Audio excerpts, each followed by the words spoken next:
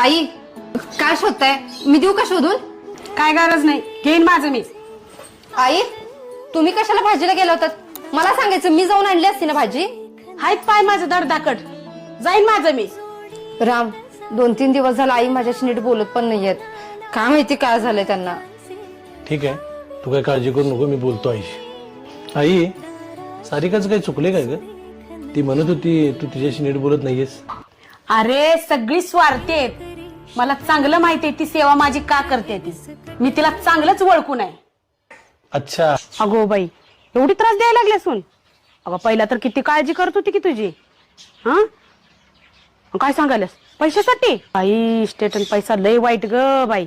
हा, आत्ता आठवलं मला. परवा ती मावशीचा फोन आला तेव्हापासून अशी वागायला आलीस ना तू. अगं आई, तिची सून तिला त्रास द्यायला लागली. त्यांच्या घरात इस्टेटीची वाद चालू आहेत. मग ते सगळं आपल्या घरात घडलं असं वाटायला लागलं का तुला?